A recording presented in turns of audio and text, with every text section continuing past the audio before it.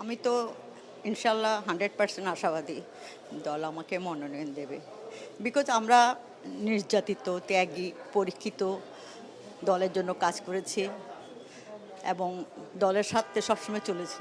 গত last 17 years আমরা অনেক নিপীড়িত হয়েছি। তো আমার হাজব্যান্ড তো চট্টগ্রামের মহানগরের ছিল বিএনপির সাধারণ সম্পাদক এবং সিনিয়র ভাইস প্রেসিডেন্ট ছিলেন। উনি তো একজন বলিষ্ঠ পরীক্ষিত নেতা, বুঝছেন। উনি তো বারবার অ্যারেস্ট হতেন, সবসময় অ্যারেস্ট হয়ে 1 বা 2 বছর ছিলেন। সাথে আমাদের অবস্থা কি দেখেন, আমাদেরকে তো অসংখ্য নির্যাতন করেছে। বিকজ আমি যোগ্য, আমি পরীক্ষিত নেত্রী, আমি নির্যাতন নিপীড়ন সহ্য করেছি, দলের জন্য কাজ করেছি।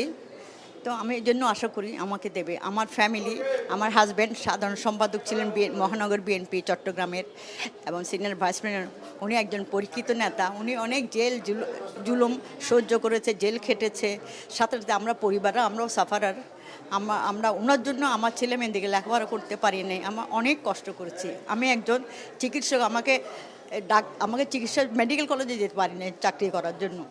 তো এগুলো আমরা অনেক সহ্য করেছি। তারপর আমাকে সবসময় পুলিশের নজরদারি রাখতো। ঘরে যৌথ বাহিনী, এই বাহিনী সব ঢুকতেছে, ডেইলি পুলিশেরা ঢুকে, মানে এদিকে ঢুকে বের হয়, আবার কোনো দিন থানায় নিয়ে যেত, আবার ছেড়ে দিত। এই অবস্থায় আমরা অনেক, আমি মনে করি এই জন্য দলের জন্য তো এগুলো কষ্ট করেছি, সাফারার, তাই না? দল যদি আমাদেরকে না করে, সম্মানিত না করে, তা আমরা কিভাবে দলের জন্য চলবো? তা আমি মনে করি, আমি আশাবাদী, ইনশাল্লাহ আমাকে অবশ্যই মনোনয়ন দিয়ে আমাকে সম্মানিত করবেন, এই প্রত্যাশা করছি। 1.5 যুগ ধরে ভালোবাসার নিড়ে এসিআই পিওর সল্ট। বিসমিল্লাহির রহমানির রহিম।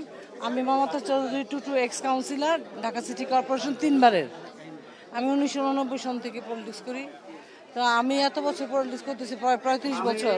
কেন আমাকে দিবে না? আমি বহুবার জেলে গিয়েছি, বহু মামলা খেয়েছি। আমার ছেলে সহ আমাদেরকে জেলে নিয়ে গেছে, অনেক ভাইরা জানে, সাংবাদিক ভাইরা।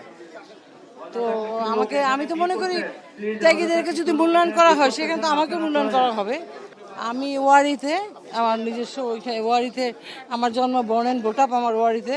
আর আমার কনস্টিটিউয়েন্সি গাজীপুর 5 আসন, মানে মহিলা সংরক্ষিত আসন। তো আমি নমিনেশন কিনলাম,